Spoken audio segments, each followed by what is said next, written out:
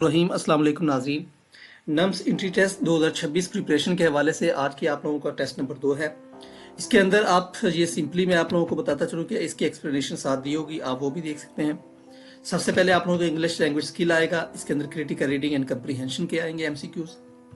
तो purpose of an introduction paragraph is to present the main idea. ये introduction introduces topic and thesis. Explanation साथ साथ दिए, आप वो चेक कर सकते हैं। A statement that can be proven true or false, इसे हम फैक्ट कहते हैं जो ट्रू और फॉल्स प्रूवन की जा सके। The word significant most nearly means important के करीब आता है। An inference is based on, जो हम नतीजा अखज करते हैं वो एविडेंस और रीजनिंग की बेस पर होता है। Answer number B. Authors tone can best be described as, जो ऑथर्स का टून होता है उसको डिस्क्राइब कैसे किया जा सकता है, एटीट्यूड ऑफ राइटर की। अप्लाइड लैंग्वेज यूज इसके अंदर है। करेक्ट सेंटेंस आपने बताना है क्वेश्चन नंबर 6 के अंदर, शी डजंट अंडरस्टैंड मैथ्स, तो ये आपने इसको देख लेना है। एकेडमिक राइटिंग शुड अवॉइड, इसको स्लैंग वर्ड से आपने अवॉइड करना है।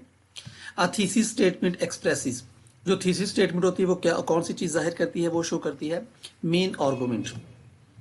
एनालिटिकल लैंग्वेज स्किल्स के अंदर however is use to show, जो हाउ एवर इस्तेमाल होता है किस लिए इस्तेमाल होता है, वो कंट्रास्ट के तौर पर, बरअक्स के तौर पर इस्तेमाल होता है। डॉक्टर हॉस्पिटल में होता है तो टीचर कहां पर होता है, तो ये स्कूल के अंदर होता है, ठीक है। Transition words help connect ideas, जो आइडियाज को कनेक्ट करने के लिए ट्रांजिशन वर्ड्स इस्तेमाल किए जाते हैं। फंक्शनल लैंग्वेज अपोलाइट रिक्वेस्ट, ये कुड यू प्लीज वाला जो होता है ये पोलाइट रिक्वेस्ट होती है। Could you open the door please, या could you please open the door, इस तरीके से ये could you open the door, ये आप लोगों के अल्फाज, ये सेंटेंसेस होंगे। Email subject line should be, ये क्या होनी चाहिए, किस तरीके की होनी चाहिए, क्लियर एंड शॉर्ट होनी चाहिए, यानी साफ, यानी बिल्कुल साफ सुथरी हो और शॉर्ट होनी चाहिए। FYI, तो ये इसको हम कहेंगे for your information. Correct spelling आपने देख लेने हैं। एनवायरमेंट है। Logical and analytical reasoning. If all cats are animals, अगर तमाम के तमाम कैट्स एनिमल्स हैं तो फिर कैट्स क्या हुई, तो कैट्स एनिमल्स हैं। नंबर सीरीज आपने 3, 6, 12, 24, इसके अंदर आपने बताना है कि अगला क्या आएगा, तो ये 48 आएगा, क्योंकि 3 के मल्टीप्लाई किया 2 से वो 6 आएगी, 6 को मल्टीप्लाई 12 से, 12 को मल्टीप्लाई 2 से 24, और उसके बाद 48 आ गया। Which is an example of deductive reasoning, तो डिडक्टिव रीजनिंग की जो एग्जाम्पल है वो जनरल टू स्पेसिफिक, यानी ये जनरल से स्पेसिफिक की तरफ जाता है। अगर A B से बड़ा है और B C से बड़ा है तो फिर जाहिर बात है A C से बड़ा होगा। ऑड वन आउट, इसमें से ट्राइंगल्स के, रेक्टेंगल्स के, सर्कल, इसमें से हर एक के वर्टिसेस हैं, सिवाय सर्कल के। सर्कल गोल होता है, इसका कोई वर्टेक्स नहीं होता।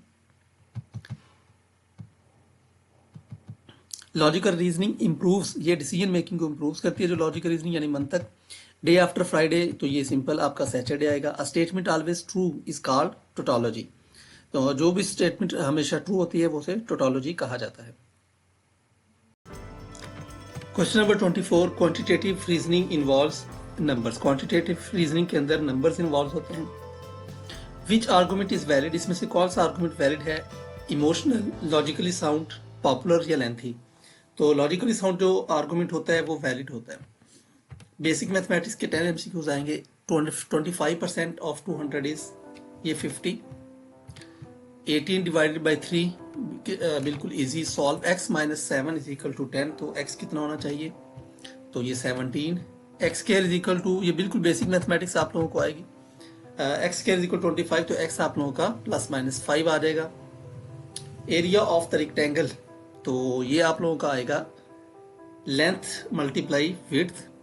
पेरीमीटर ऑफ स्क्वायर, ये चारों साइडों को जो आपने जमा करना है तो वो आप लोगों का आ जाएगा 4 sides. 7 multiply 9 is equal to 63। What is the prime number, तो जो नंबर खुद पे डिवाइड होता है और 1 पर डिवाइड होता है वो नंबर प्राइम नंबर होता है।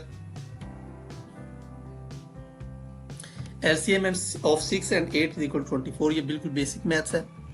144 डिवाइडेड बाई 12, तो ये आपका आ जाएगा 12।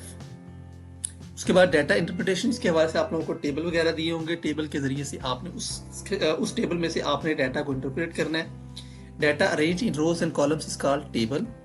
बार graph is use to compare values, जो बार ग्राफ होता है वो वैल्यूज को कंपेयर करने के लिए इस्तेमाल होता है। लाइन ग्राफ आप लोगों को बताता है ट्रेंड ओवर टाइम, TOT यानी ट्रेंड ओवर टाइम आप लोगों को शो करवाता है, जो लाइन ग्राफ होता है वक्त गुजरने के साथ साथ ट्रेंड। हाईएस्ट बार शोज आप लोगों को मैक्सिमम वैल्यू बताता है। जो हाईएस्ट बार होता है वो आप लोगों को मैक्सिमम वैल्यू बताता है। जो अक्सर मैच वगैरह अगर आप क्रिकेट के देखें तो वहां पर ये बार्स बने होते हैं। Data interpretation helps in decision making या डिसीजन मेकिंग के अंदर हेल्प करता है। जनरल नॉलेज के 10 सवाल आप लोगों को आएंगे। Capital of Pakistan is Islamabad, ये जस्ट आप लोगों को एग्जाम्पल दी हुई है। National language of Pakistan is Urdu. UNO stand for United Nations organisation.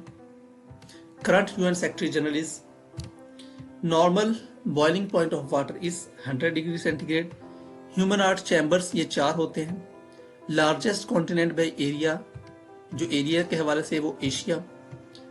Equator divides earth into north south, ठीक है जी। Equator divides earth into north और साउथ में डिवाइड कर देती है।